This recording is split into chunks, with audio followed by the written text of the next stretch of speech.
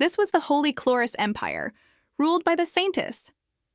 The people cheered as a blonde girl stepped from her carriage.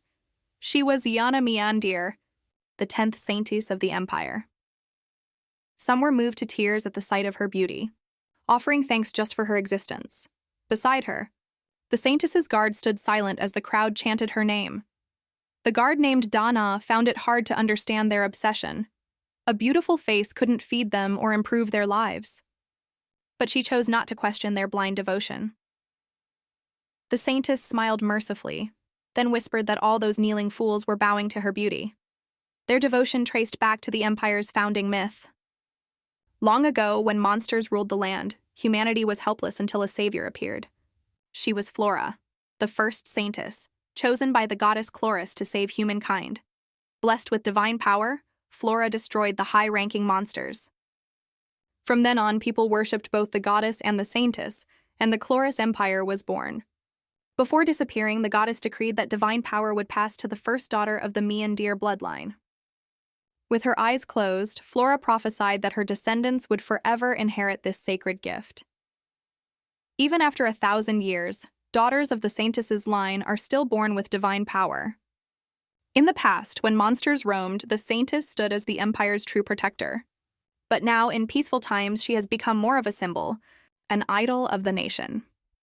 The role of the Saintess is simply to look beautiful and wave to the crowd. While she posed for her admirers, Dana asked if she ever felt nervous before so many eyes. The Saintess only answered by asking if Dana ever felt nervous standing before a rock. The Saintess might be arrogant and vain, but she still held the highest status in the land.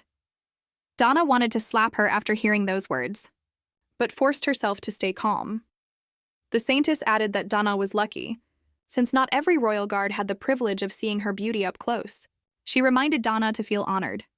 Dana answered yes, because she was just a powerless commoner. But in that moment, she remembered how she had become the Saintess's personal guard. A few days earlier, Dana had arrived at the main gate of Chloris Academy, the top school for nobles and wealthy families. She believed that if she graduated from here, she could secure a position as a church knight or royal guard, the typical path to success. But Dana hated attention. Her real goal was something simpler, becoming a civil servant. In her past life as a Korean high school senior, Dana had struggled to escape poverty. She studied day and night, hoping to get into a good college.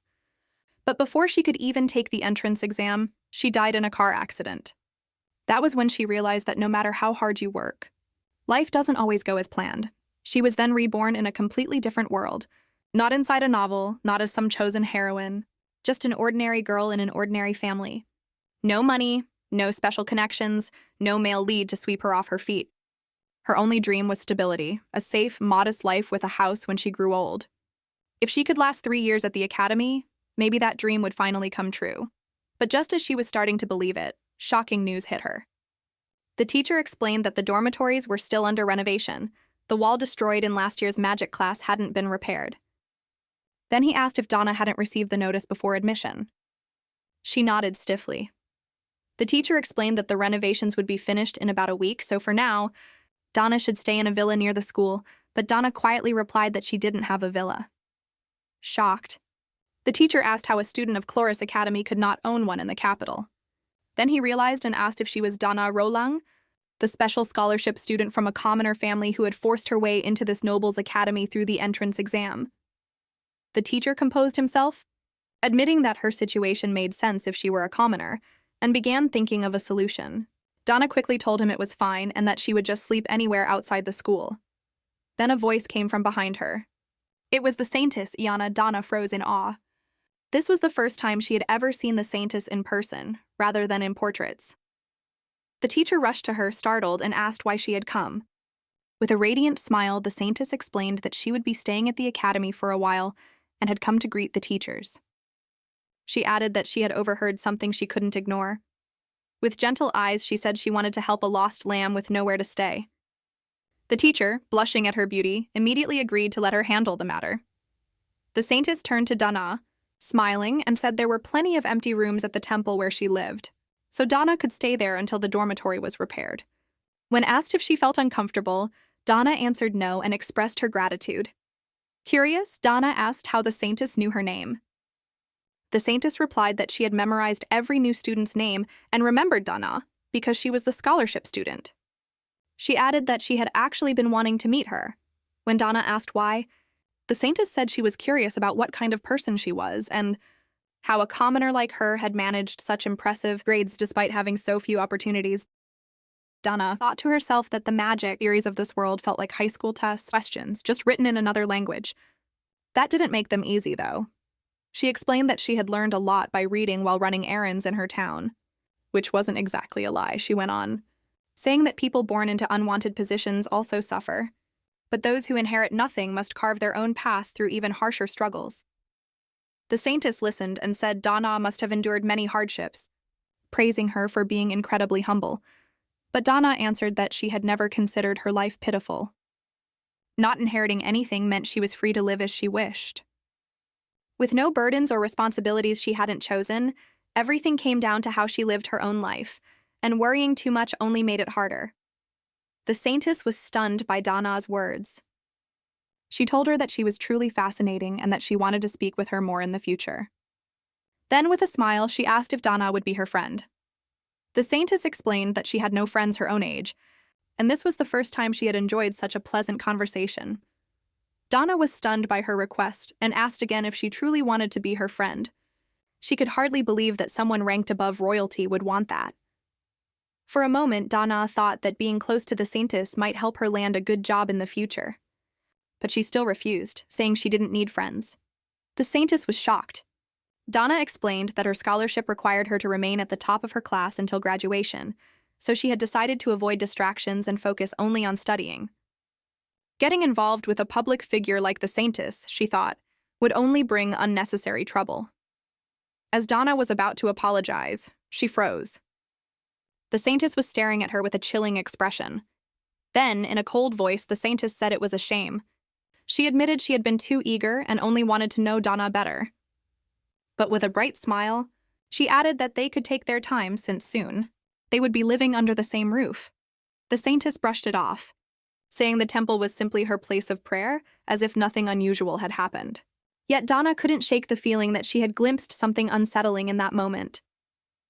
Inside the temple, the Saintess led Donna to a room right next to her own. She told her this would be Donna's room. With a sweet smile, she added that even though they were neighbors, Donna must not enter freely because even the Saintess needed her privacy. The Saintess told Donna that if she needed anything, she could simply ask her maid. Then she closed the door to her room. Left alone, Donna thought to herself that the Saintess was actually a bit of a weirdo. It was strange that the most powerful person in the empire acted so casually in front of her. Becoming friends with the Saintess might have its perks, but Donna still felt guilty for turning her down. That night, while Donna was asleep in her room, a sudden loud noise from outside woke her. She quickly realized the sound was coming from the Saintess's room. Her heart sank. She remembered rumors about anti-church groups plotting to assassinate the Saintess and feared she might be under attack. Donna decided to check. If nothing was wrong, she would just leave quietly. She rushed into the Saintess's chamber and asked if she was all right. But the Saintess was nowhere to be seen. Instead, a blond man stood there, gripping a hooded intruder by the collar. Donna froze, completely lost. The man's features looked almost identical to the Saintess she had met earlier that day. Then the shocking truth struck her. The Saintess was actually a man. Before she could process it, a sudden flash of light filled the room. Smoke swirled everywhere, and when it cleared, the blond man had transformed into a boy. He had shrunk to the same height as the Saintess. Behind him, Dana noticed a wig styled exactly like the Saintess's golden hair. She was stunned. Could it be that the Saintess was actually a man in disguise? Flustered, Donna excused herself and bolted from the room. The boy watched her leave with a look of curiosity. The next morning, during the school entrance ceremony, Donna still couldn't believe what she had seen the night before. The man looked exactly like the Saintess, and at sunrise he had taken on her size. And then there was the wig. Suddenly, the announcer declared the Saintess's congratulatory address. Donna stared in disbelief, thinking that the Saintess standing before the students was actually a man. As the Saintess appeared on stage, the crowd erupted in cheers. Donna pinched her cheek, wondering if she was still dreaming. When the speech ended, the announcer urged the students to follow their guides to the cafeteria. But Donna's mind was elsewhere. She worried about what would happen now that she knew the Saintess's true identity. Donna was interrupted by students chatting about the lunch menu. One of them mentioned that today's meal would be tuna marinated with steak, followed by Mont Blanc for dessert. Another added excitedly that the food here was always delicious, since it was prepared by the royal chefs. Hearing that, Donna's mouth watered. She decided she would worry about her problems later. After enjoying lunch, eager with anticipation, she headed toward the cafeteria, since she had never eaten such expensive food before. But before she could go any farther, a voice called out behind her. With a chilling smile, the Saintess asked where she was going. Donna quickly turned around in surprise. The Saintess kindly asked if she had slept well the night before, caught off guard. Donna replied that she had. All around them, students stared. Curious about the relationship between the Saintess and Donna, a mere commoner, the Saintess, radiant as always, explained that she had left in a hurry that morning and regretted not being able to greet Donna properly. She then asked if Donna would join her for lunch to discuss something important. Donna refused, saying she preferred to eat alone. But the Saintess and her maid quickly pulled Donna along and left the scene. The other students, who were completely unaware of Donna's situation, could only watch with envy. Deep in the mountains, far from people, Donna was tied up. They told her that yesterday she had seen the truth, that she had witnessed a man in the form of the Saintess. Donna was stunned to realize that the Saintess before her was the same person who had asked to be her friend just the day before. When questioned, Donna quickly answered no, now fully aware that he was a man. The maid standing beside the Saintess asked if they should dispose of her, just as they had dealt with the assassin that morning, but the Saintess replied casually that they should wait. Killing someone inside the academy would only be troublesome to cover up. Then he revealed himself. His name was Ian Meandir, twin brother of the real Saintess. He added almost offensively that he wasn't cross-dressing for fun. The real Saintess was absent and he had taken her place. If the truth were exposed, the nation would fall into chaos. Donna asked if it was really right to tell her this. Ian admitted it wasn't, since this was a national secret. Killing a commoner like her to silence her would mean nothing, but instead, he decided to spare her life. He appointed Donna as his personal bodyguard. Donna stood speechless at his command. Ian continued, saying the role was only temporary until the true Saintess returned. Lately, the anti-church faction had been sending assassins, which had become more than just a nuisance. Ian explained that if Donna guarded him, he wouldn't have to keep pretending to be a woman even in private. If she kept his secret and did her job well, he might even recommend her to the real Saintess as a guard later. Donna asked what would happen if she refused. Ian replied coldly that in that case she would not leave the academy alive. Originally, Donna had planned to focus on earning top grades, but she quickly reconsidered. Serving as the Saintess's guard would save her tuition, bring a high salary, and allow her to retire early. With her decision made, Donna accepted his offer. Determined, she declared that she would protect both his secret and his identity. Ian was satisfied with her resolve. Later, Donna was startled when Ian suddenly appeared in her room without his, disguised as the Saintess. She asked why he had come in and whether it was safe for him to walk around without the Saintess's appearance. Ian replied confidently that from now on, Donna would share a room with him. When she asked why, he explained that if he had simply invited her into his room, she would have run away. He added that he still didn't fully trust her. Even if she swore to keep his secret, she might betray him. That was why he would keep a close eye on her until the real Saintess returned. Donna was speechless. Ian pressed her for an answer, then smirked and teased that maybe she was overwhelmed by the honor of sharing a room with him. Donna just gave him a blank look, not understanding what he meant. For a moment, she thought it felt strange to share a room with a man, but then she remembered Ian looked like a boy. And since she used to share rooms with her younger cousins, it didn't really bother her. Ian expected her to be flustered about the arrangement, so he was stunned when Donna suddenly began changing her clothes right in front of him. She calmly told him she was only changing into something more comfortable, and reminded him that he was the one who insisted they would be sharing a room. Ian's face flushed red, and he called Donna a shameless rogue. He stormed out of the room with his maid, shouting that there were boundaries between men and women, and that she should at least change with the door closed. Donna rolled her eyes, thinking that he was the one who insisted they share a room in the first place. After slipping into more comfortable clothes, she lay down on the bed. Meanwhile, Ian let out a heavy sigh and told his maid to prepare his bedding while Donna got changed. The maid glanced around and reminded him that, after the assassin incident, the room was still a complete mess, and she wasn't even sure what was intact. Then she asked what he had been thinking, letting Donna off so easily, and pointed out that he clearly hadn't been serious about wanting to be her friend the day before. Ian scoffed, saying he would rather die than be friends with a commoner girl. The maid then asked why he hadn't simply eliminated Donna like the others once she learned his secret. Ian paused before answering. He needed her as a temporary bodyguard. After the coming-of-age ceremony, the official Saintess would stay at Chloris Academy's holy sanctuary for a year. During that time, she could choose personal guards from among the students. Traditionally, a few temporary guards were appointed in advance. Since Donna was a commoner, Ian thought she would be easier to control if anything went wrong. Still, Ian couldn't hide his irritation. Donna was one of the rare people who didn't fall for his beauty. Normally, people would faint in awe the first time they laid eyes on him. Earlier, Donna had refused his request to be her friend, saying she didn't need any, as Ian muttered that he would one day execute her for blasphemy.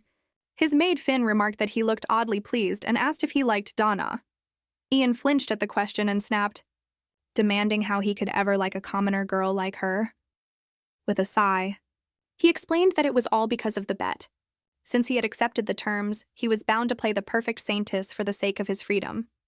A moment later, both Ian and Finn were surprised to see that Donna had already fallen fast asleep. Finn then told Ian she was heading to bed and said he could call her if he needed anything. Ian stared at Donna, baffled by her blunt personality, and wondered if he wasn't attractive enough for her to see him as a man. To make matters worse, she was even snoring right in front of him. Ian pulled at Donna's cheek to wake her, scolding her for falling asleep when she was supposed to be his guard. But no matter what he did, she didn't even stir, so he eventually gave up. Suddenly, a radiant light filled the room. Ian's form shifted, changing from a boy into a grown man. He smiled faintly and muttered to himself that it was frustrating. While Donna was sleeping, a voice urged her to wake up. Moments later, a loud shout jolted her awake. It was the Saintess.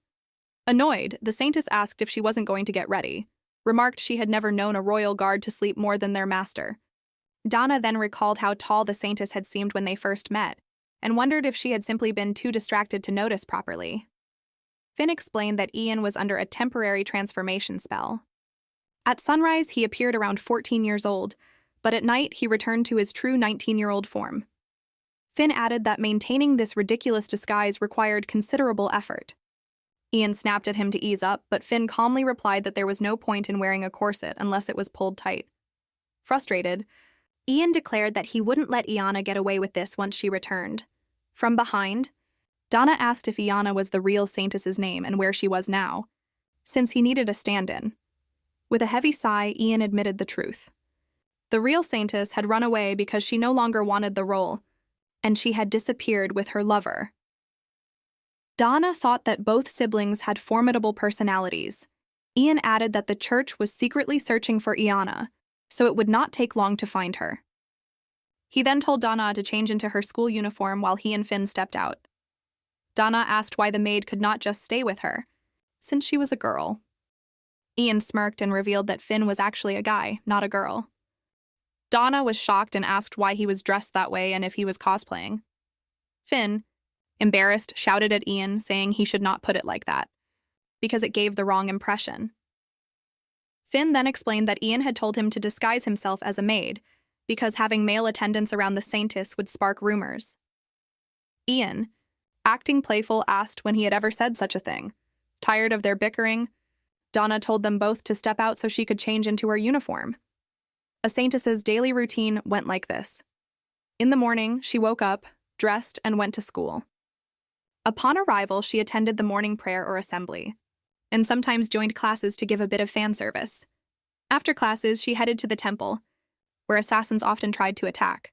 One such assassin was captured and tied up. He insisted he had not been trying to harm the Saintess, only to take her photo. Donna asked Finn what they planned to do with him. Finn casually replied that he would handle it and dragged the man away, where no one could see. The assassins who targeted the Saintess were never too hard to catch, and their numbers eventually dwindled. As things settled down, the day of confession arrived. The day of confession was a monthly event where the Saintess listened to students' troubles. In practice, though, it was more like reporting family scandals to the church. Over time, the event had turned into a corrupt ritual, with nobles trying to bribe the Saintess in hopes of gaining favor for their families. As the event went on, Donna thought to herself that the country had no future. After a long while, Ian began to feel tired and asked Finn when the event would finally end. Finn replied that there was only one student left. Ian sighed and told him to let the student in. Finn explained that the last student was a first-year student named Vertio. When Vertio entered, dressed in a black hooded robe and stuttering nervously, Ian silently wished he would hurry so they could all go home. Suddenly, Vertio blurted out that his greatest worry was having no friends. Ian, Finn, and Donna were stunned. Unlike the other students who used the event to seek favors for their families, Vertio had brought a genuine and personal concern to the Saintess. He explained that his body shook whenever he stood in front of people, and that bright places made him anxious. Because of this, everyone avoided him, feeling uncomfortable, and they would run away whenever he tried to speak to them. Then Vertio looked up at the Saintess with an unsettling gaze. He said there was even a rumor that anyone who met his eyes would be cursed. That, he explained, was why it was so hard for him to make even a single friend. When they heard this, the three of them thought to themselves that the rumor was, in a way, understandable. Then Vertio bowed to the Saintess and begged for a counseling session. Since it was the day of confession, Ian found it irritating, and for a moment he considered just smiling and sending the student away. Instead, he whispered to Finn to bring him the student records. When Ian checked Vertio's profile, he grew even more annoyed. Still, he walked up to Vertio with a smile and said he had heard his concern and would do his best to help. Then he turned to Donna and declared that her mission as a royal guard was to turn Vertio into the most popular student in the academy. Donna was stunned by the Saintess's command and asked why it had to be her. Suddenly, Vertio grabbed her hand and asked if she was the special scholarship student, Donna Rolang. Donna admitted that she was the scholarship student and questioned how he had learned about her. Flustered from holding her hand, Vertio quickly apologized. He explained that he had heard rumors about her at school and had seen how she refused to back down, even against the arrogant noble students. Vertio said with great enthusiasm that he wanted to be like Donna and asked how he could gain the same confidence she seemed to have. More precisely, he wanted to know how he could stop feeling so intimidated. Donna felt the weight of his desperation and thought it would be difficult to turn him down. She admitted to herself that she was not even sure if she was confident and suggested that he might find confidence by discovering something he was good at. She asked if he had any specialties. Vertio, shy and hesitant, confessed that he knew a little dark magic. Donna told him that such a talent would only make him more unlikable, and besides, dark magic was strictly against school rules. She asked if he was skilled in any theoretical subjects. Vertio admitted that he had only ever focused on dark magic. Donna then told him that in this academy, swordsmanship was a path to respect, and she asked if he would like to train with her. At the training grounds, Donna was stunned by Vertio's lack of stamina. He was already exhausted after only 5 minutes of practice. She considered asking if he needed a break, and thought that what he really needed was basic endurance training rather than sword skills. In truth, Donna reflected that the most important qualities at this academy were not swordsmanship at all, but bloodline and wealth. With those, this would not have been a problem in the first place. After just a short while, Vertio apologized for being pathetic. Donna reassured him that it was fine, yet he continued to blame himself, muttering that he was worse than a parasite. She urged him to stop being so harsh on himself, but Vertio confessed that changing his weak personality was impossible. His parents had sent him to the academy to improve his social skills. Yet he believed that someone like him only belonged locked away in a dark room, far from others. The Saintess grew frustrated and told Vertio that if he could not change his personality immediately, then at the very least he needed to change his gloomy appearance. He ordered his squad of maids to give Vertio a full-style consultation and makeover. Without hesitation, the maids seized him and dragged him into the changing room. Inside, Vertio fell into a panic as the maids criticized his clothes and hairstyle. From outside, Donna listened to the noise and thought the maids were practically torturing him. At last, Finn, clearly pleased with his work, announced that the makeover was complete. When the changing room door opened and Vertio stepped outside, Donna was stunned. Vertio looked like an entirely different person, resembling the male lead of a dark romance fantasy novel she had once read in her previous life. Donna was amazed that styling alone could create such a drastic change, to the point where she almost did not recognize him. From behind, the Saintess glared at her and asked if Vertio was her type. Donna turned to him, confused by the question. The Saintess then declared that while Vertio certainly looked better than before, his appearance was still nothing compared to the embodiment of perfection standing right in front of her, himself. He was furious that Donna had blushed because of Vertio instead of him, claiming he could not understand her type. Donna quickly argued that she had never said Vertio was her type, nor had she blushed, and she could not see why he was so offended.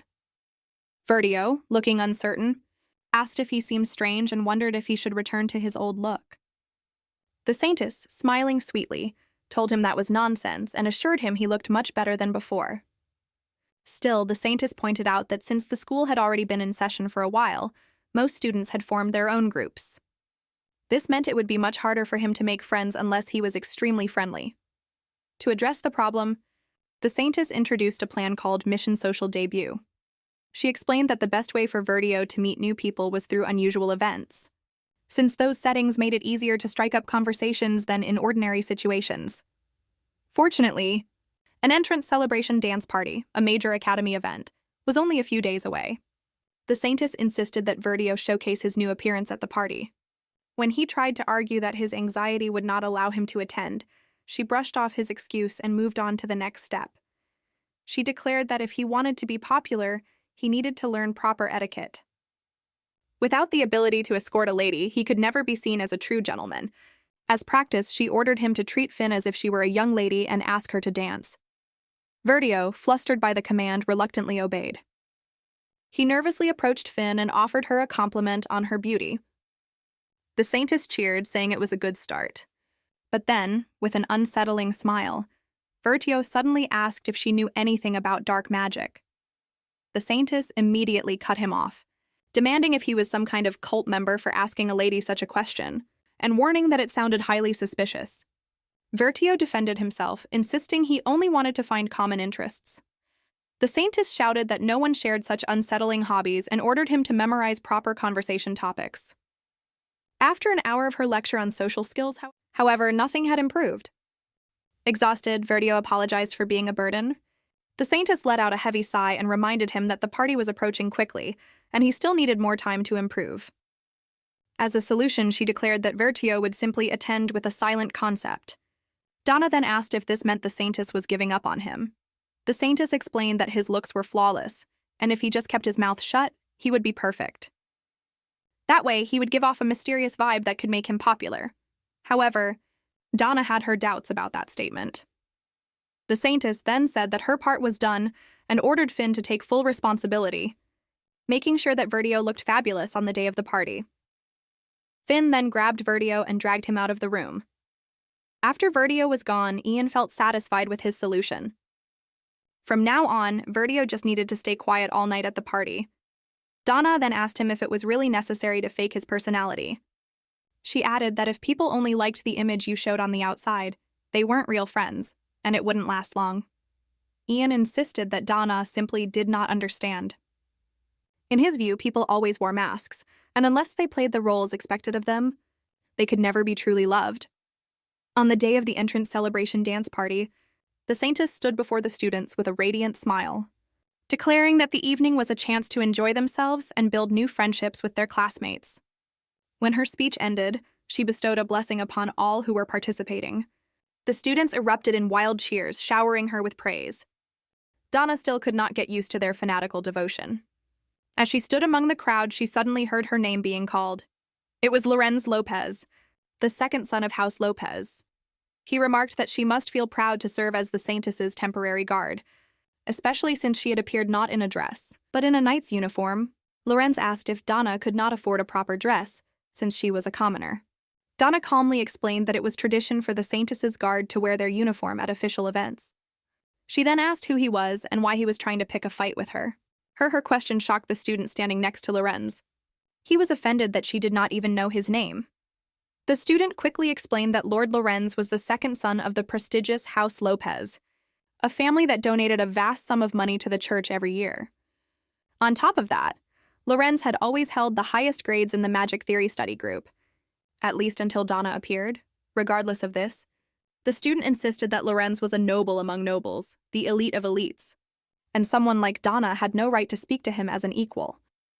Donna thanked them for the introduction but stopped listening halfway through, finding it far too long. Instead, she asked why such an important person had approached her in the first. Lorenz explained that he was curious about her because she was already well known as the commoner bold enough to enter this elite academy and immediately become the Saintess's guard. He said he was impressed and asked if she had a powerful patron, adding that he would like to hear her story.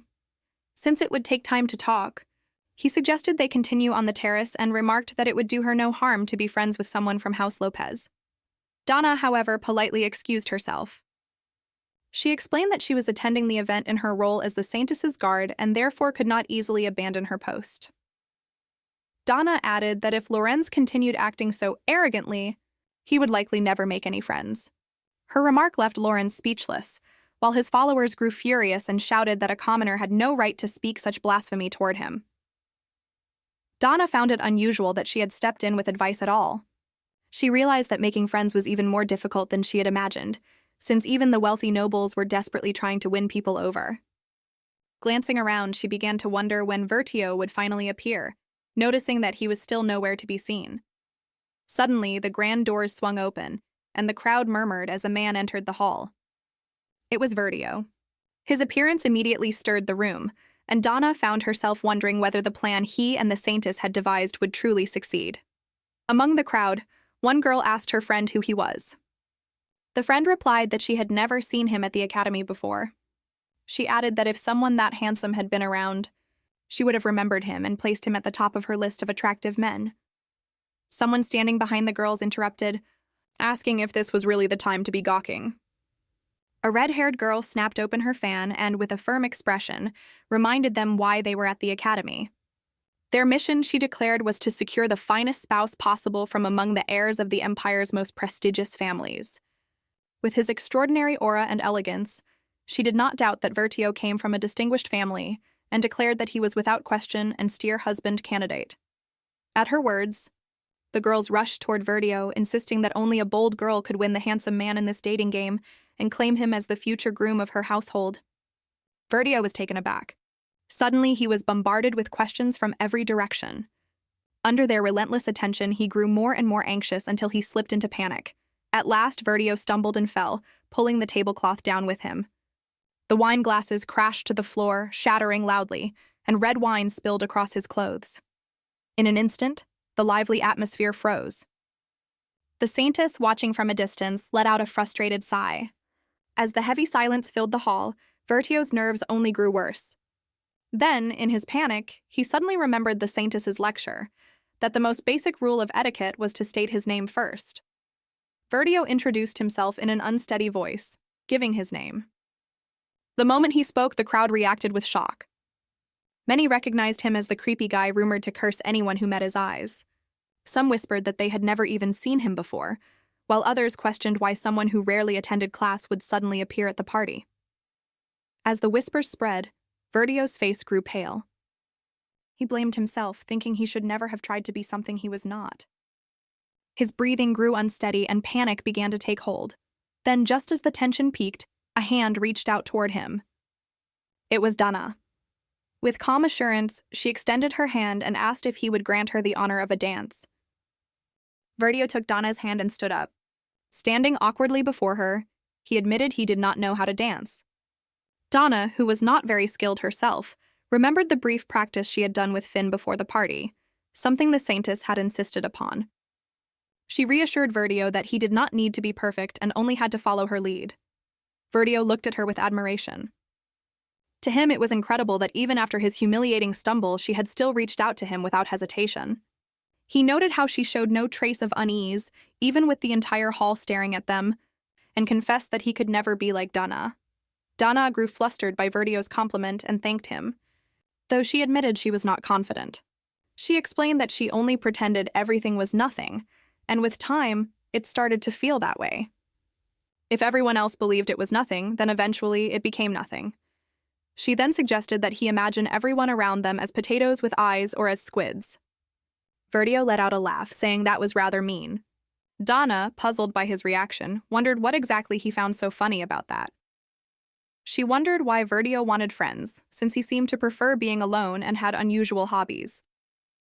She questioned why he forced himself into something that made him uncomfortable. Verdio hesitated before replying that it was simply what normal people did. Spending time with others in bright and lively places was considered ordinary. And more importantly, his parents wanted him to live a normal life. After speaking, he lowered his head, his whole posture shrinking with discouragement. Seeing this, Dana gently lifted his face and told him she would be his friend. For a moment, Verdio was stunned into silence, unable to say a single word. Dana, uncertain, began to wonder if she was truly enough for him, since his real goal was to become popular. As Dana spoke, Verdio suddenly accepted her offer of friendship. Without hesitation, he wrapped an arm around her waist and lifted her up, telling her that she alone was enough for him and that he needed no one else. Dana was left confused by how casually he now spoke to her. Verdio explained that for some reason he found it easier to breathe whenever she was near. When Dana tried to call his name, he interrupted, asking her to call him Ver instead, since his full name felt too long. Though she was caught off guard by how quickly he treated her with such ease, Dana agreed to his request and called him Ver. Dana was surprised by how suddenly Verdio's behavior had changed, and unlike before, he turned out to be unexpectedly good at dancing. With a faint, creepy smile that startled her, he asked if they could get along from now on. Even so, Dana thought it was a relief to see him looking more at ease. As they danced, murmurs spread through the party. Several guests remarked that the pair looked cute together, and one boy even commented that he would ask Dana to dance once she finished with Verdio. While the chatter about Dana continued, the Saintess watched the two of them with clear displeasure. Her eyes burned with intensity, and beside her, Finn quietly thought that Ian really needed to stay on guard. After the party ended, Dana felt exhausted and complained that everyone had been far too energetic. She was just about to change clothes and head to bed when someone suddenly appeared, grabbed her, and dragged her away in a hurry. The moment felt like déjà vu, almost identical to the day of the academy entrance. A short while later, Dana regained her senses, and she realized she had been dressed in an elegant gown. Confused, she asked the maid squad what was happening. With bright smiles, the maids explained that they were the ones who had brought her there, clearly delighted with how she looked. Then Dana realized these were the same maids who had transformed Verdio into a completely different person. Annoyed by their shamelessness, she protested and demanded to know why they thought it was acceptable to drag someone off like that. One of the maids cheerfully explained that on such a special night, it would be a waste if Dana could not enjoy it just because she was on duty, so they had prepared everything for her. Smiling brightly, they added that they were only carrying out special orders from someone above before leading her away once again. Dana asked who had given the order and where they were taking her. One of the maids only replied that she would find out once they arrived. The maid squad escorted her to their destination, explaining that someone was waiting for her. Then, without another word, they hurried off. Dana stood confused by how suddenly they had abandoned her, and only then did she realize she had been brought to the upper floor of the Saintess's sanctuary. The door opened to reveal a blonde man wearing a mask. He told Dana she was late, and as he removed it, he added that making him wait only proved she was truly his knight. Dana looked confused and asked if he was really the Saintess, and if all of this had been part of his plan. Ian smirked and asked if she was surprised. Annoyed, Dana snapped back, asking why he had dragged her out in the middle of the night and dressed her up like this. He replied that it was a reward for her service and admitted he hadn't expected her to keep his secret for this long. He added that she had handled the situation with Verdio very well, so he owed her a reward. Dana expected it would be money or at least some delicious food. Instead, Ian announced that the reward was the honor of dancing with him. Dana couldn't hide her disappointment, wondering if that even counted as a reward. To her, it felt more like a punishment, Catching her expression, Ian demanded to know what that look meant, insisting she should be crying tears of joy at his overwhelming generosity. Noticing the effort he had put into his appearance, Donna asked if he only wanted an excuse to enjoy the party too, adding that he must have been really bored. In response to her comment, Ian stammered before raising his voice, calling it nonsense. He calmed down and reminded Donna that this was a rare opportunity. She wouldn't often get the chance to dance with him. Ian asked Donna if she would grant him the honor of a dance, addressing her as a lady. Donna accepted, though she thought that he was someone she could never quite figure out. As they danced, she remarked that it was the first time she had really seen his true form, since she had been too distracted the last time. Ian explained that his transformation spell usually faded at night, so he would never normally appear like this. It would be a disaster if anyone else saw him. But tonight, with the students all gone home and the area secured, it was safe. He added that Donna was the only one he was showing this to and told her to enjoy it. Annoyed by his arrogant personality, Donna found him increasingly irritating. She finally asked what had been on her mind, wanting to know how he managed to hide his true self every single day. He seemed like a completely different person when he was acting compared to when he wasn't, and she wondered if it didn't exhaust him. Ian paused, remarking that it was quite a bold question, but added that he would answer since he was generous enough to do so. He then asked Donna what she thought the Saintess represented in this era. Donna considered that it might be an idol, but answered instead that it was a symbol.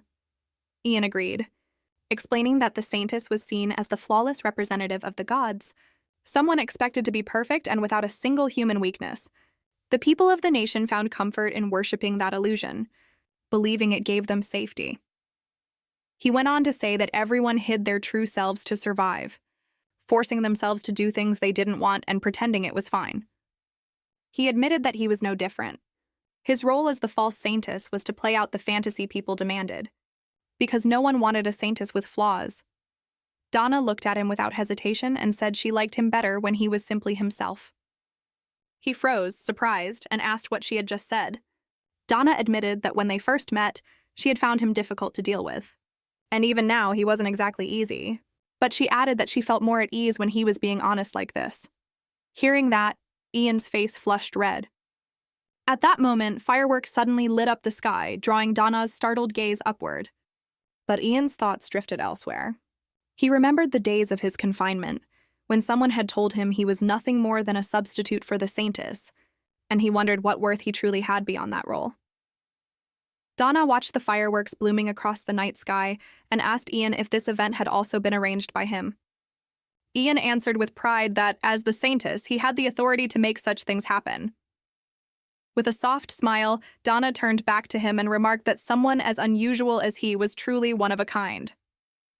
Her words made Ian's heart skip a beat and his face flushed bright red. Almost at once, he grew flustered by the reaction. Why was his chest racing because of that clueless commoner? He even wondered if he had fallen ill. While Ian wrestled with confusion, Donna was busy with her own thoughts, quietly calculating just how much all those fireworks must have cost. Thus, the chaotic night of the dance party finally came to a close, and the Saintess's reputation for listening to confessions soared higher than ever. Students cried out in droves, begging for the chance to have their troubles heard. In front of the sanctuary, the crowd swarmed forward in a frenzy while the staff struggled to restore order, shouting at the students not to push and to take a number. They assured everyone that their turn would come on the next day of confession. Donna, watching the commotion, couldn't understand why so many students had gathered outside. Finn, standing beside her, explained that it was because Vertio had shown up on confession day looking like a completely different person. Now, a rumor was spreading that anyone who shared their worries with the Saintess would see their problems magically solved. Donna sighed, thinking it would only bring her trouble. Just then, Finn mentioned that a letter had arrived for her. She thanked him, curious about who it might be from. When she opened it, she discovered it was from Vertio, who hadn't been seen since the dance party. She wondered briefly if he might have fallen ill afterward. In the letter, Vertio wrote that thanks to Donna, he had begun to strengthen his once weak resolve. He added that he believed they were destined to meet at the academy. She noticed that he was writing to her in a formal tone again, even though he had told her at first to speak to him more casually. Lastly, Vertio asked if she would consider dating him, with marriage in mind. Donna froze, flustered by the sudden confession, wondering if this was some kind of prank or even a scam letter. Standing behind her, Ian caught sight of the letter and immediately objected, declaring that it could never happen. Before she could react, he snatched the letter from her hands and tore it to pieces. Then he pointed at her and shouted that it was absolutely not going to happen. Donna was stunned and demanded to know why he had torn up someone else's letter like that. Ian ignored her and pressed if she was seriously considering dating Verdio, reminding her that she was his bodyguard. Donna asked what nonsense he was talking about, adding that Vert was just being his usual strange self. Ian was shocked when he heard her call Verdio by a nickname, then erupted in outrage, declaring it was unacceptable and ordering Finn to bring the contract. Donna was shocked to discover that Ian had prepared the contract without her noticing. He ordered a new clause to be added, stating that while she served as his bodyguard, Donna was forbidden from dating. She was stunned to see her own fingerprint already stamped on the document and protested, demanding why he had to go this far. She argued that she had no plans to date anyone at the academy anyway, and pressed him on why he even cared. Ian replied that if his bodyguard went around flirting with men, it would damage the Saintess's image. He declared that this was a Saintess's decree and made it clear that no meant no. Donna was absurd by his order and said that this is a violation of her human rights. Ian ignored her protest and thought to himself that Verdio wasn't nearly as innocent as he seemed. How dare he try to hit on his bodyguard? If it had been anyone else, Ian could have quietly arranged for them to be expelled from the academy without anyone noticing. But to his frustration, he couldn't do that to Verdio, because he was the crown prince. The butler bowed to him and said that His Majesty the Emperor was waiting. Verdio replied that he would head there at once. Noticing something unusual, the butler remarked that he seemed to be in a good mood and asked if something pleasant had happened at the academy. Verdio was surprised that the butler could tell, but the man said it was obvious. With a shy tone, he admitted that for the first time in his life, he had found someone he liked. After the chaotic dance party, the midterm exam results were announced. Donna ranked first, while second place went to Lorenz Lopez. The students were stunned that Donna, a mere commoner, had not only topped the entrance exams, but was now first in the midterms as well. They whispered among themselves, wondering if she might be receiving private tutoring. Some even compared her with Lorenz, who had ended up in second place again. One student quickly hushed the others, worried that he might overhear. His followers were ready to argue back, but he raised a hand to stop them. One of them, clearly upset, complained about the scholarship student Donna, a mere commoner, taking first place. The other students now looked down on Lorenz. The follower went on bitterly. He said that she had even ignored Lorenz at the last party. He demanded in frustration if Lorenz was really going to let her continue acting so arrogantly. Lorenz adjusted his glasses. His face was serious. He stated firmly that he could not let this pass. Meanwhile, the Saintess, radiant as ever, was leaning across Donna's desk with a dissatisfied look. Donna stared in disbelief and asked what she was doing. The Saintess grumbled, demanding whether her only reaction to seeing her beauty was something so underwhelming. Donna admitted she was indeed pretty, but asked why she was lying on her desk, adding that she needed to study. The Saintess replied that the midterms were already over, and demanded to know what more Donna could possibly need to prepare for. Clearly frustrated, Donna insisted that she needed to review the questions she had missed on the midterms, something the Saintess would never understand. She shot back that Donna had already spent nearly half a month glued to her books and asked if that wasn't enough, grumbling that she was bored to death. Donna snapped, shouting that if she failed to take first place, she would lose her scholarship. Finn, looking uneasy, reminded them that the morning prayers would begin soon and urged them to leave. On the way to class, the Saintess grumbled about what kind of night guard could stand around looking so dull all the time.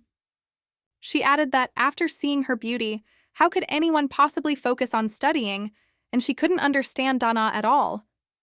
Meanwhile, Donna carefully examined the contract, wondering if there was a clause about entertaining the Saintess, or if she had sneakily added one herself. Both of them flinched when they sensed something dark approaching. Out of nowhere, Verdio appeared with a creepy smile and greeted them with a good morning.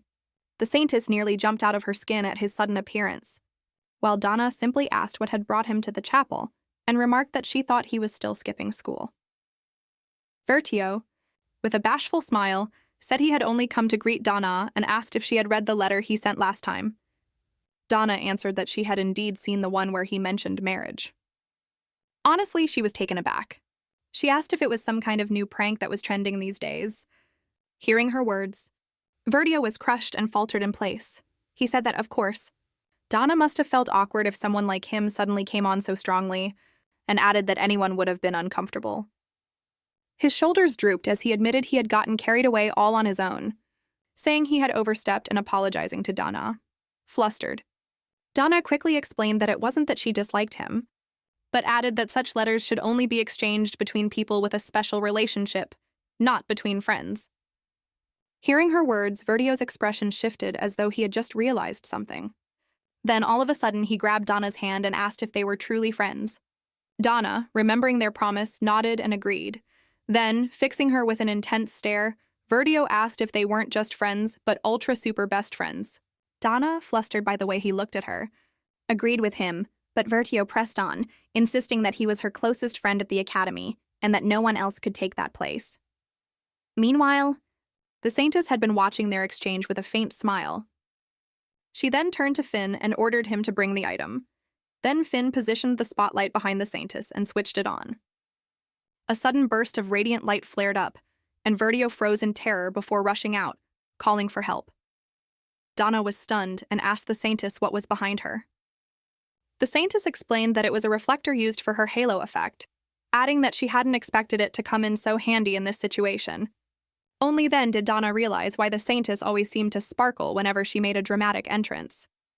She felt sorry for Verdio, who had finally returned to school only to face something like this. When Donna arrived at school, she was startled to find an octopus sitting on her desk. The entire class gasped in shock. Lawrence appeared with a smirk and mocked her as an arrogant commoner, announcing with pride about the trouble he went through to get an octopus. Behind him, his followers backed him up, saying that even Donna couldn't stay fearless in front of an octopus. They insisted that she should burst into tears and file her withdrawal form right away. When lunchtime came, Donna found the octopus cooked beautifully and served on her plate. She thought to herself how lucky it was that the cafeteria had let her use their fridge, and the chefs looked pleased since octopus was such a rare and valuable ingredient. She also decided she should pack up the leftovers, since something that expensive shouldn't go to waste. Lorenz and his followers were caught off guard by her insensitive attitude, and they started to realize she was not to be underestimated. Still, he had another prank prepared, a cursed chain letter. He explained that it was a frightening letter that was said to bring misfortune if 7 copies weren't sent within 4 days. After watching Donna, he realized she didn't seem to have a single friend. That meant she wouldn't be able to send the letters at all, and he imagined her crying in fear. As one of his followers yanked open Donna's locker, they recoiled in shock at the horrific sight inside. Just then, Verdio appeared silently behind them, making them freeze in fear. He asked if they had some business with his best friend's locker. Terrified, the followers thought he was a ghost and bolted, abandoning Lorenz on the spot. When it was time for choir class, better known as the Saintess's fan service hour, the students chanted along as she sang. Lorenz and his followers were still shaken from the locker incident, fearing they might be cursed in return. Frustrated, Lorenz thought to himself that she must have recruited allies ahead of time, and he called it a cowardly move. Donna looked bewildered as both teachers and students eagerly chanted along with the Saintess. Meanwhile, Lorenz plotted a classic prank. He stuck out his leg, planning to make her trip and fall flat on her face in front of the Saintess and the entire school. However, instead of tripping, Donna stepped directly on his leg, and a sharp cracking sound followed. Lorenz's face turned pale, and his followers, alarmed, hurried him off to the nurse's office. As they left, the Saintess watched them with a stern look. That night, Ian watched Donna as she wrote a letter to her parents, telling them she was doing well at school and that the Saintess treated her kindly, so life there was comfortable. As she was writing, Ian called to her in a serious tone and asked if she was being bullied at school. Puzzled, Donna asked why he was bringing that up. Ian replied that he had sensed something strange during the choir practice. Donna came to realize that school had been stranger than usual today. There had been an octopus on her desk, and she had felt eyes on her all day long. She told Ian that she wasn't sure if it counted as bullying, but some of her classmates probably disliked her. After hearing this, Ian remarked that he could help by using the Saintess's authority to expel a student or two, though only if Donna begged him desperately. After hearing Ian's words, Donna was left speechless. He went on, insisting that she kneel and beg him for help. But Donna answered firmly that she didn't need his help. Ian was taken aback by her reply, and she explained that she had expected things like this from the very moment she entered the academy. If she couldn't handle even this much on her own, she would never be able to survive here. Ian was at a loss for words after hearing her. At last, Donna told him not to worry about it and wished him good night. The next day, Donna noticed that no one was in the classroom and thought it was strange, since the first period was supposed to be self-study. When she went to the staff room to check her schedule and classroom assignment, she was told that the classes had been moved to different rooms. As a result, Donna found herself struggling to locate her class and wondered why she was the only one who hadn't known about the relocation. Because the campus was so large, by the time she finally found the right classroom, the lesson was already over. When she opened the classroom door, Lorenz, with his followers at his back, sneered that Donna had some nerve to show up after class was already over. He went on, suggesting that maybe she thought she was too important to attend lessons just because she was a special scholarship student. Donna, caught off guard, asked Lorenz if he even knew her. Her reaction flustered Lorenz, and he shouted that if she was pretending not to know him, she had better stop. He was the second son of House Lopez, and he insisted he had already introduced himself the last time. Donna suddenly recalled and asked if he had been at the dance party. Lorenz stepped toward her, claiming he was only giving some friendly advice, and warned her not to get too arrogant. He said the only reason the Saintess had chosen her as a temporary guard knight was because of her pitiful background. Donna realized that he despised her and wondered if he had been the one to put the octopus on her desk yesterday. She tried to figure out why he disliked her so much and what his problem with her was. Donna asked if he was jealous because she had ranked first in the exam. Lorenz flinched at her question, then, humiliated, shouted whether she thought he was jealous and declared that he had never been so insulted in his life. Donna flinched when Lorenz suddenly raised his hand in front of her. Then he threw down his glove to the floor and shouted at her to pick it up. Donna picked up the glove he had dropped and remarked that it looked expensive, asking why he was taking his anger out on an object. She noticed the people around her gasp and murmur that she had picked up the glove. They quickly explained that in noble society, accepting a discarded glove meant accepting a duel challenge, and added that it was a promise bound to the honor of one's house and therefore could never be taken back. Donna was shocked and hurried to explain that she hadn't known. Lorenz smirked and declared that since she had picked it up, the duel would take place at the training grounds. At the training grounds, both Donna and Lorenz changed into their training uniforms. Lorenz then declared that he would allow Donna to choose the terms of the duel, but if he won, she would have to withdraw from the academy without objection. Donna, clearly annoyed, told him that if she won, he had to promise to stop bothering her. Since it was her right to choose the method of the duel, she thought for a moment before deciding on a game where you lose if your face and your opponent's pointing hand end up facing the same direction. Lorenz was confused by the strange game Donna had chosen, and before he could react, she quickly moved her hand in front of his face and declared her victory. When Lorenz came back to his senses, he shouted angrily that such a ridiculous contest could never count as a proper duel. Donna casually replied that he was the one who said she could decide the rules. Furious, Lorenz asked if she had learned such a cowardly trick from her low-born parents. He went on belittling her, saying that since she came from a poor family, it was no wonder her upbringing was terrible, and added that if she lacked confidence, she could just run away. Hearing his words, Donna clenched her fist tightly. Then, pulling out her sword, she declared that she would grant his wish and challenged him to a proper duel with blades. Lorenz asked if Donna was finally ready to fight, but before he could finish, she rushed at him. Startled by her sudden move, Lorenz lost his grip on his sword, and it fell to the ground in front of him. Donna pointed her blade at his neck and declared that since he had dropped his weapon, the victory was hers. Then Donna turned around and said she would leave if he was finished with her. The students who had witnessed the duel whispered among themselves, saying Lorenz had lost in less than a minute. They pointed out that a noble being defeated by a commoner in swordsmanship, and in front of everyone no less, was a huge disgrace. Some even added that the Lopez family's reputation was now damaged. Lorenz couldn't believe that he, the second son of the Lopez family, had lost to a commoner like Donna. He shouted that he would never accept the outcome of this duel. In his hands, sparks crackled to life and bolts of lightning burst from his hands. Declaring once more that he refused to acknowledge defeat, Lorenz fired a surge of lightning from his hand. Taken aback by Lorenz's sudden magic, Donna shut her eyes tight. A moment later, a loud explosion echoed around her.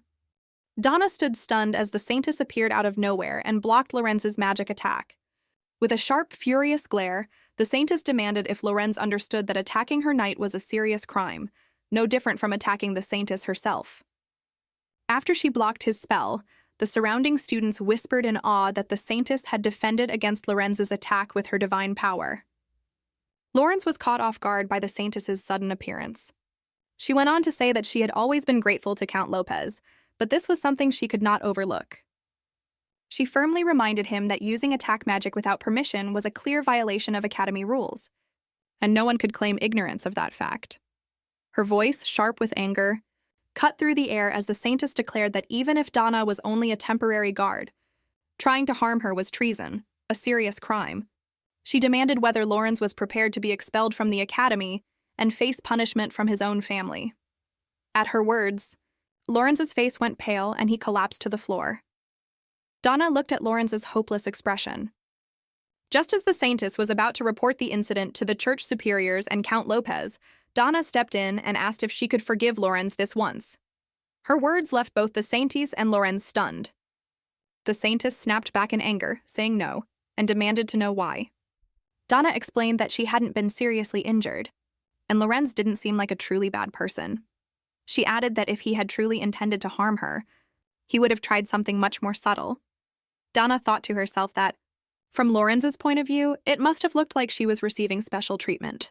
She went on to say that she believed he had only acted out for a moment because he felt it was unfair to him. And so Donna pleaded, asking if the Saintess could show him mercy just this once. The Saintess, clearly displeased by Donna's words, finally said that if Donna insisted, she had no choice. She then declared that Lorenz would be given only a 1-week suspension. Lorenz was taken aback by her decision. The Saintess then turned to the students, who had witnessed everything, and said she knew that many of them shared the same doubts about Donna serving as her temporary knight. With tearful eyes, she went on to say that Donna was her first true friend after years of loneliness, a sisterly bond with whom she could finally share her heart, a friend beyond the bounds of status. Donna was stunned by the Saintess's acting, especially her lie about them being close friends and even of the same gender. With a heartbroken expression, the Saintess went on to say that the Academy was the only place where she could set aside her status and make a friend. Therefore, since her official appointment was an entirely separate matter, she trusted that they would understand how she felt. Donna wondered if anyone would really fall for that. The moment the Saintess finished speaking, the students were deeply moved by the relationship between her and Donna. They cried out and shouted that they would sincerely support their friendship that transcended social class. Donna was surprised that it had actually worked.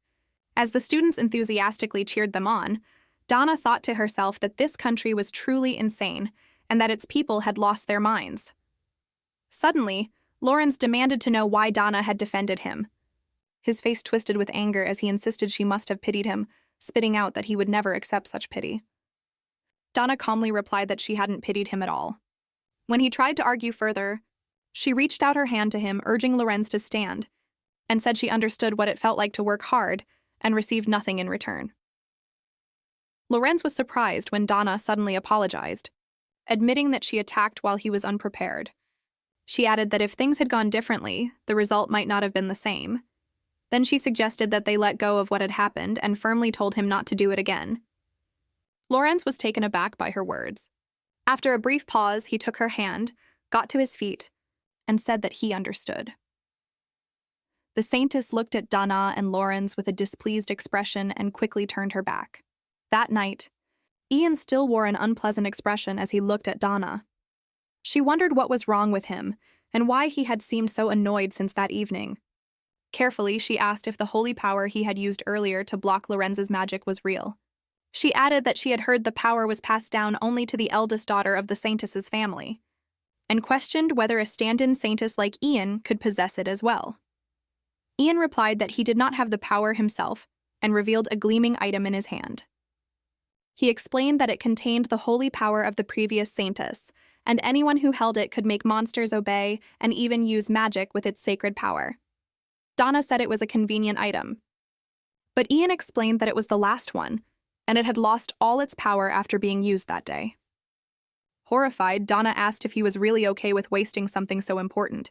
He asked Donna if she really thought it had been wasted. Stepping closer, he explained that the Saintess's holy power grew weaker with each succession. The item had been created as the church's last solution against disaster. Ian, his voice tight with anger, demanded to know if she truly believed he would throw away something like that so carelessly. He gripped Donna's shoulder and demanded to know what had made her take such a reckless risk. With frustration, he pointed out that Lorenz was skilled in attack magic, and if he had been even a little slower, Donna could have been badly hurt. Donna quickly cut him off, thanking him for saving her but insisting that it had nothing to do with him. Ian was struck speechless by her words. She went on, saying she hadn't realized he had used something so valuable to protect her. She added that if it had angered him, she was truly sorry. She didn't have the money to repay him, but she promised she would do her best to make it up to him. Ian was taken aback by her words, then let out a heavy sigh and muttered that it was enough, saying he had only been ridiculous. Left alone, Donna stared at the door he had just exited, unable to understand why he was acting this way. Out in the corridor, Ian stood there thinking. He asked himself why he even cared whether Donna got hurt and why it bothered him so much. Then he remembered how Donna had told him it had nothing to do with him, and the memory left him hurt. He shook his head and said that he couldn't understand. Meanwhile, in the male dormitory, Lorenz was awake in the middle of the night. His heart pounded restlessly as he replayed the moment when he and Donna had held hands, and he even found himself imagining a future with her. The thoughts left him flustered. He admitted to himself that Donna's wit, composure, and boldness would make her an ideal match for the Lopez family, if only she weren't a commoner. Then, suddenly, frustration welled up in him. Furious at himself for being unable to stop thinking about her, he shouted in denial, unwilling to admit that he had fallen in love with her. By his sudden shout, his followers flinched, wondering what had happened inside the room. Lorenz convinced himself that it was nothing more than his competitive spirit, anger at a commoner daring to challenge him. He insisted to himself that whatever he felt toward Donna was simply rivalry. The next day, Lorenz stood before the others and declared that Donna was his rival, openly acknowledging her skill and intelligence. Donna dropped her plate with a crash at Lorenz's sudden announcement.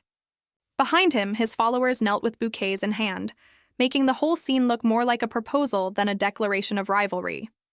Lorenz told her to give it all, though he added that he doubted she could ever surpass him. Donna was stunned by Lorenz's sudden action. He went on to say that he wanted to apologize for his rudeness the other day. Though he had briefly lost his temper, attacking an opponent from behind was utterly dishonorable. Swearing on the name of House Lopez, he promised it would never happen again. Donna quickly stopped him and asked why he was acting so strangely, adding whether he was feeling sick or just looking for a new excuse to pick a fight. Lorenz flinched and insisted that he had only been trying to show respect. Donna told him to speak comfortably, saying he didn't need to be so formal, and that she would call him Lorenz as well. At her words, Lorenz's face turned red. In a noble society, addressing someone by their first name alone was something usually reserved for fiancé. Seeing Lorenz flustered, Donna said she had thought his apology meant he wanted to be friends with her. Realizing it didn't, she turned away. Caught off guard, Lorenz quickly insisted that he never said he disagreed with her request, and told her she could call him however she liked. He added that he would do the same and address her more casually as well. But the moment he said Donna's name aloud, his face flushed bright red with embarrassment. Then he quickly excused himself and left. After Lorenz was gone, Donna thought to herself that this was going to turn into yet another headache. As she returned to her lunch, a group of girls came over and asked if they could join her. Since Donna didn't know them, Siri, Bella, and Chloe introduced themselves as confident young ladies who combined elegance with intelligence, determined to win the best partner in the Academy's competitive romance market.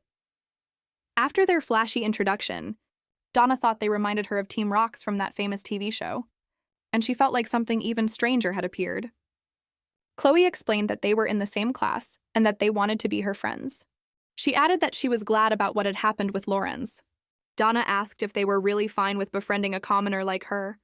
Chloe answered that not every student at the academy was noble, and admitted that her family wasn't truly noble, since their rank was bought with money. Standing beside her, Bella added that she had been adopted into her household, so she told Donna to treat her casually. Hearing this, Donna wondered if it was really okay for them to be so open about such things. Chloe had asked Donna to start joining them for lunch, but Donna declined, saying she was more comfortable eating alone. Chloe mentioned that it wasn't a good idea to go around alone these days, and asked if she had heard the rumor going around. When Donna asked what rumor, Chloe explained that people claimed they could hear eerie cries coming from the forest behind the boys' dorm. She added that when she and the others got lost there, they heard a scream so chilling it didn't even sound human, so they were convinced it had to be a ghost. Donna, drained by their fuss, nodded along to the chatter but didn't believe the ghost rumors.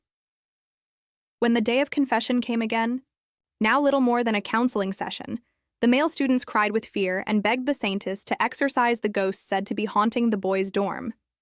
The Saintess, clearly uninterested, said that it wasn't her job to drive out ghosts. Then even the school principal, with teary eyes, confessed that he hadn't been able to sleep out of fear, which only made her more annoyed. The Saintess was very annoyed because everyone kept making ridiculous requests, and this wasn't some kind of service desk. She had only helped Vertio as an exception. Then suddenly, an idea struck her. She thought this would be the perfect chance to teach Donna a lesson, since things were still tense between them after the last incident. Even if Donna was usually dense, the Saintess was certain she would cling to her in front of a ghost. The thought of Donna terrified, and holding on to her made the Saintess smile. The Saintess announced that she would accept their request and investigate the matter herself. Her words moved both the students and the principal. This time, the Saintess resolved to mock Donna to her heart's content.